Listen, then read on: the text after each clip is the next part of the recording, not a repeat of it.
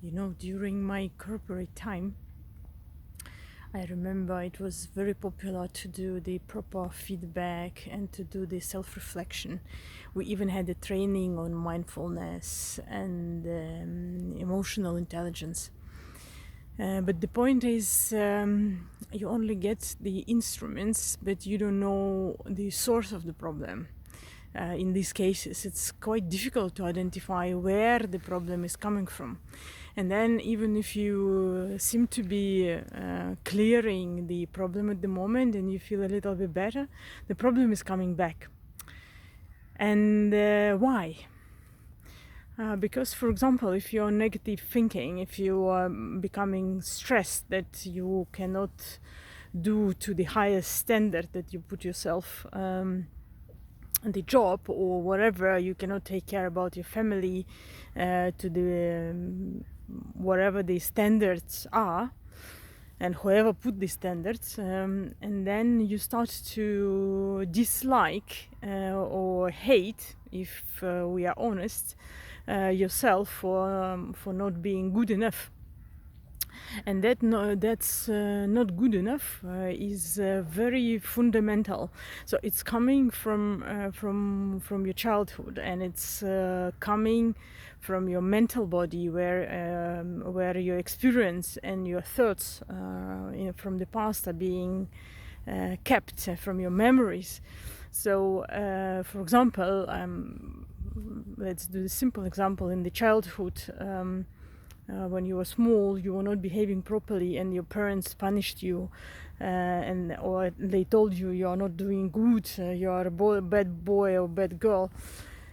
And then you decide that, okay, I want to be a good girl and a good boy, and I will follow what they say. And you literally let go from part of yourself, and you are trying to follow whatever their standards are. And that's interesting because you literally reject, by being rejected by your closed ones, you reject part of yourself, you reject part of the thoughts that are part of you, you reject part of the emotions that are also part of you, and that leads to the fact that you are disconnecting yourself from the unity. So you actually split yourself into several parts. So one part is becoming a good one, and the other parts that you don't want to think about or talk about. And these are the thoughts, emotions, and feelings that we suppress, that we do not express. And it's important not only express them, but also to integrate. And integration comes when you not only allow these emotions and feelings to be present in you, not only that you become aware of them and start loving them, but you also always bring yourself to the fact that we are all one, and you are all one. So your thoughts have, and your emotions, and whatever programs you have, they are not negative and not positive. They are neutral, and it's just your focus and your thinking, your mind is making them negative or positive. So by bringing them to the neutral position is one of the actions that you need to do. But that is, again, also not good enough. So you also need to understand where you're breaking the universal law, like unity, that we are all one and we are connected to the universal one, and we cannot split ourselves from to different pieces and to disintegrate ourselves from the higher divine. And this is one thing, and then there are many universal laws, and unfortunately nobody teaches that in school. And then the other thing is that we do not look, or we are not able actually to look to our past life, to our karmic programs that we've generated this life or past life from our ancestor programs that are also living inside of us. And also in many cases, because we are separating our parts of us from the divine self, we are also not wishing to feel what we feel. So we are blocking the sensitivity, the intuition in our body.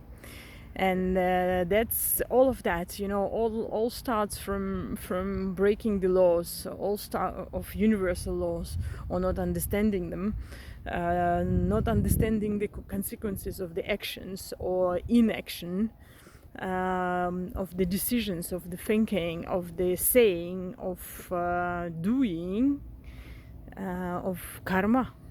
We of the past lives programs, of ancestor programs, and everything that influence our life, of our emotions, and where they reside in our body, not only physical body but energetic bodies as well. So all of that is very crucial to start to live the life, the happy life that God wants us to. So God wants us to be happy, but because of all of the things that I said before, we are creating misery, because once we feel separated from the divine, we feel miserable. We feel detached, and we are attaching ourselves to something else to compensate, and that's going to be material reality, the things, the people, and the whatever, the money, the friends, and we are forgetting that we are still part of the divine.